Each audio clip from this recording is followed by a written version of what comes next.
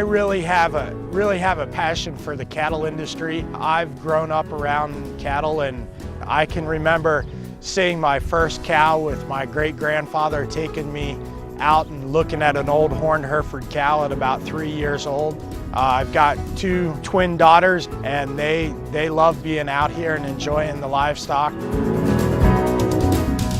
Definitely my children, because they can identify a cow at probably 200 yards without an ear tag. Dustin Heater, and we're at Heritage Hill Farms in Salzburg, Pennsylvania.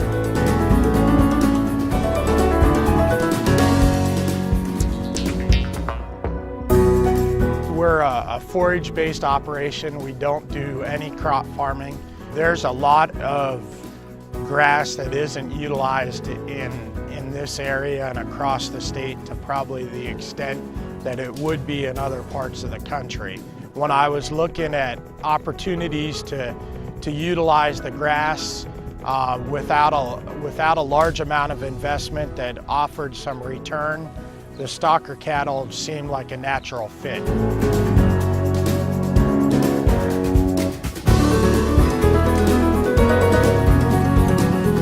Stocker operation allows me some flexibility as far as utilizing that grass without a long-term commitment. We run about 40 to 50 brood cows. We market some yearling bulls every year. We market a few replacement heifers. We've got basically 2 different locations that we run cattle at, and each of those locations is divided up in a rotational grazing program. The one operation where the stockers are at has 13 paddocks in it that we rotate those cattle through. There's a first cutting of hay made on it, and then the cattle are rotated through it the balance of the year. And then each of those paddocks feed into a laneway that goes back to a central water system on both sides of the road. There's paddocks on both locations, and they feed back to one central watering location on both sides. We get a tremendous spring flush of grass. The challenge is that questionable time frame when there's green out there and it's starting to grow, and you kind of need to start to graze it a little bit earlier than might be ideal, because if you wait until ideal situations, you'll never get through all of your paddocks and maintain the productivity across the board. And that's one of the reasons why I make hay on part of my grazing ground, is because you never have the number to utilize all that spring flush of grass. So you make one cutting of hay on part of that ground, and that brings that grass back into a productive forage standpoint to utilize with the livestock later on. Flexibility is something that you've got to have for a grazing operation. Intensive or rotational grazing, I guess, is what I see as the best use. The productivity of this ground has probably tripled in the time frame that I've put it into a rotational grazing program, just by allowing the forages to mature and have time to build up root reserves and move forward from there. There's a tremendous amount of resources out there through NRCS or Cooperative Extension or other agencies with specialists that can help you come in and lay out a system that works for you. I guess the first thing in my mind is to set a goal as what you want to accomplish, and decide what you want, the livestock that you want to raise, look at the level of time you want to invest in it, and the money that you want to invest into fencing and watering systems. There's not a textbook way of laying a grid on top of a piece of ground and coming up with a design. It really involves looking at the terrain, looking at the challenges, you know, whether you're moving cattle uphill or downhill or in and out of trees, that sort of thing. Really look at what makes sense to each individual spot, and there's a wealth of expertise out there to help a person move forward with a plan. Being good stewards of the land is important across the board. Good conservation practices really go hand in hand with a grazing operation. Good strong grass stands are excellent at protecting ground from runoff and utilizing the nutrients that we put back on it. Forage stands really fit well in a conservation program. I think one of the real benefits that we often overlook in either an intensive or a rotational grazing program is the contact that you have with the livestock. When you're out there moving those cattle every couple of days, there's a calming effect to them. They get used to you handling them, and that's really beneficial throughout the whole season, whether it be those stocker calves or whether it be a set of cows. The time that you're out there with them really benefits you.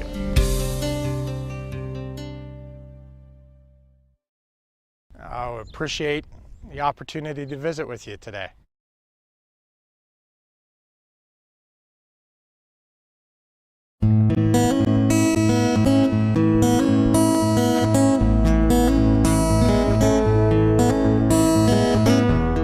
It takes a substantial investment in these animals themselves. You have a lot of capital tied up. So the three things that you have to line up: you have to have the cattle be healthy, the market has to be in your favor, and you have to have adequate growth of your pastures to be able to support them.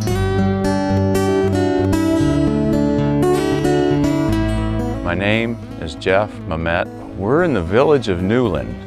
We run a stocker operation. We buy calves in the spring. We feed them primarily on grass, and we sell them as heavy feeders in the fall.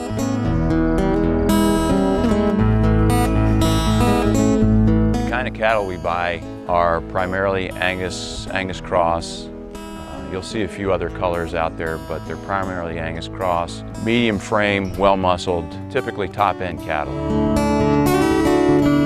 So we were looking for an option that would enable us to efficiently and effectively renovate these pastures and still have the system run. We wanted the animals to be able to continually graze that system while this was going on.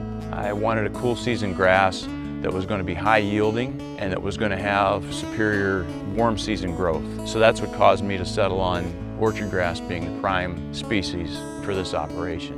I knew I needed a legume in the mix as well. I went and I no-tilled alfalfa into the system, and that's been pretty much the mix that we've stayed with now for 15 out of the last 20 years. And it seems to come back pretty well without having to actually shut down a field or a section for a year and start from scratch.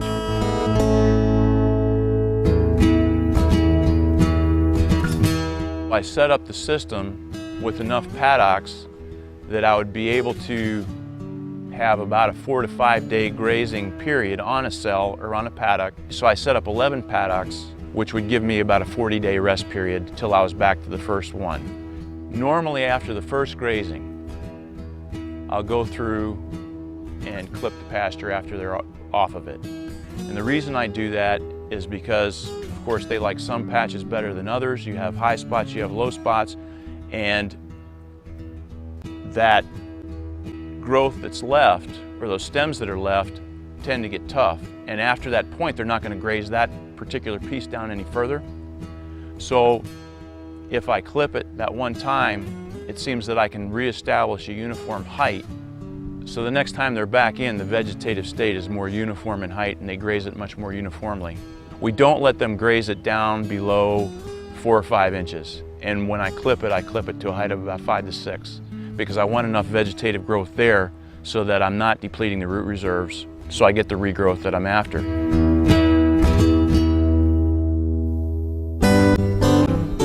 We're bringing in high health status calves.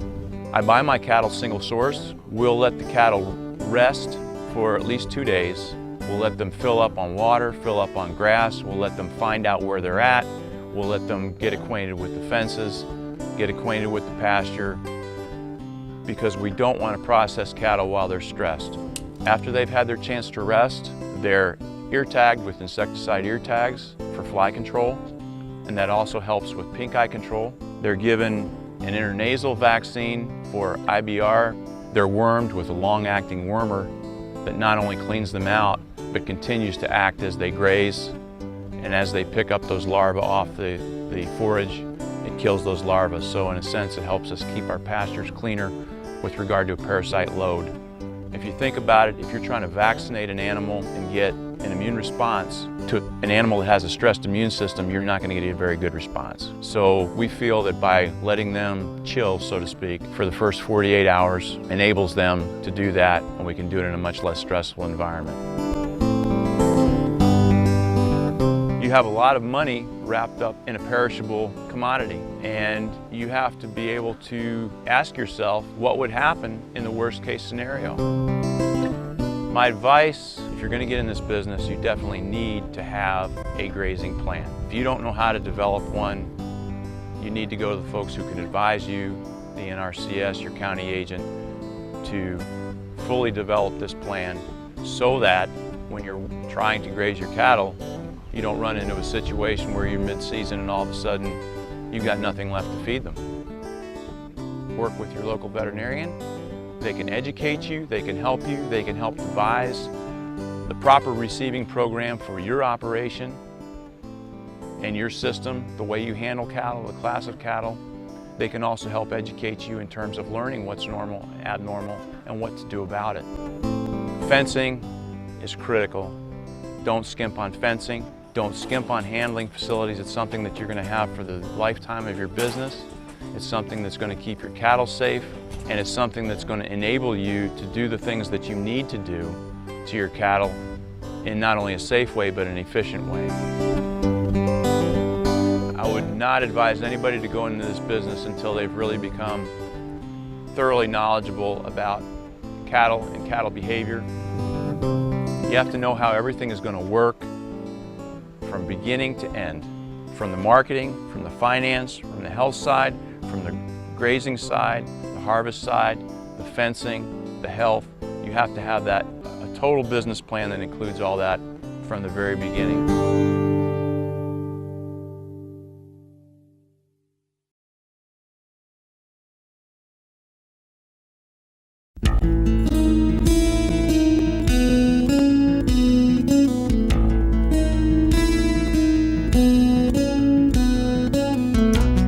You'll never see healthier cattle than cattle that are outside, whether it's spring, summer, fall, or winter. Ventilation is key for cattle health, and there's no better ventilation than a nice breeze. Dr. Quinn Heinekel grew up just outside of Greensburg, Pennsylvania, about 40 miles southeast of Pittsburgh.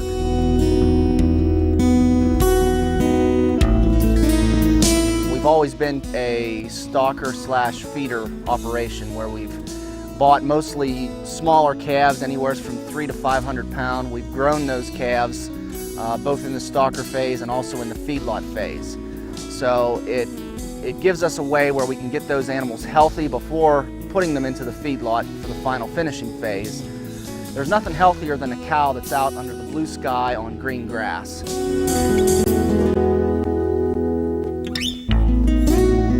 In this part of the country, a lot of the land is not suitable for farming, so it gives us a way that we can utilize some marginal land by growing grass. Cattle are very uniquely suited that they can utilize grass more so than really any other animal can, so they're able to use basically an inedible source of carbohydrate and protein in grass and change it to edible protein, being beef. Grass is cheap feed. So the cattle perform very well on grass and a little bit of a little bit of grain supplement and a trace mineral salt. Rotational grazing is a great way to fully utilize the grass that you have available to you, because you're able to graze that area very heavily down to about a couple 3 inches from the ground, and then pull the cattle off, and that gives the grass time to rest and regrow. You more fully utilize the grass, but from a veterinary standpoint, it's good because it helps to control parasitism. The cattle are on that pasture and they pass manure all over the place, which can be a source of reinfestation with parasites. Well, you pull them off of there, and then the sun will dry out the manure and potentially kill all those parasite eggs. So it's a way to really cut down the parasite load in the cattle. As you move those cattle from trap to trap, they do learn to follow you. So when it does come time to gather everybody, those cattle get trained, and when you wave the feed bag or you holler, they know what you're doing and they'll come to you. If you have a producer that's somewhat close and they're looking for a place to turn out some stocker calves, custom grazing is becoming a big deal. I mean, there's guys like us that are always chasing grazing deals, some place to turn cattle out to grow them. So either way, you know, if you've got some underutilized land, I mean, there's definitely profit there. The biggest health issue that you run into with incoming cattle is pneumonia. That's called shipping fever, because normally when cattle are shipped, it's a stress. And anytime an animal or a person is stressed, it suppresses the immune system, sets them up that they could potentially get sick. Other problems that you can get into when they eat that lush green grass in the spring, it's usually low in magnesium. Now the way you counteract that is with high magnesium minerals. So it's a well-known problem. It can be dealt with, but it's just another potential issue. And you know, if you're not on top of it, if you're dealing with a group of cattle, I mean, you can run into a wreck if you're not careful, and you know, your death loss can be, you know, extremely high, and all the profit of your whole endeavor can be gone. Vaccination upon arrival is usually not the best idea because the animals are stressed, they're not going to respond to the vaccine. The ideal scenario is to give those animals vaccinations when they're in their home environment or someplace where they're comfortable, they're not stressed, the immune system will respond fully.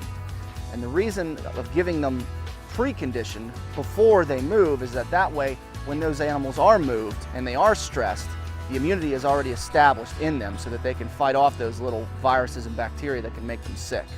The main vaccinations that we give here, we give a 5-way modified live viral vaccine. That covers the 5 main causes of viral pneumonia in cattle. We also give a clostridial vaccine which will cover for blackleg and overeating disease. We worm them with a pour-on dewormer that will take care of both internal and external parasites. We do vaccinate for pink eye and put fly tags in their ears to try and cut down on flies.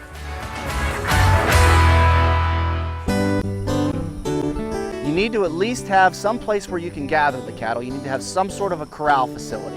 You know, whether you feed them in there and they get used to coming in and out so that you can catch them, either to treat a sick one or when you load them out. You know, you need to have some place to catch them, and ideally that larger area goes into a smaller catch pen and then into an alley, into a squeeze chute. You need to have some way to handle each individual animal without getting hurt. If you're just getting into the stocker cattle business, you know, your local extension office can definitely give you some names of some guys that are running around like me doing large animal. Most places either have a protocol written up or they can type you up a quick vaccine protocol. The vaccines that we use in cattle are over the counter, so they can be bought either from catalogs or from your veterinarian. Whether you're vaccinating, deworming, you know, treating an animal for pink eye, you can call your veterinarian and they'll come out and probably gladly do it. It's not rocket science, it's really not that hard. Once you watch he or she do it a handful of times, you can probably treat them on your own. Now, places where you need a relationship with your veterinarian, one would be parasite control, just as far as picking which product at which particular time. You know, because you don't want to be throwing all kinds of drugs at them all the time. You know, you want to use drugs when they need to be used. That's where a veterinarian can really help you. If you run into a lot of health problems, if you're having a lot of sick cattle, and you're treating them and they're not getting better or they're dying or something like that, that's where a veterinarian can really come in handy too. And just, you know, strategic choices as far as deworming and marketing options, you know, where to sell your stockers and when. As your operation grows, that's more where a veterinarian can really be a hand. As producers and as animal caregivers, it's our obligation to look after these animals. So if they're kept comfortable, if they're well fed, if they have access to adequate, clean, cool water, they will pay dividends. They'll grow, they'll prosper, and they'll be healthy.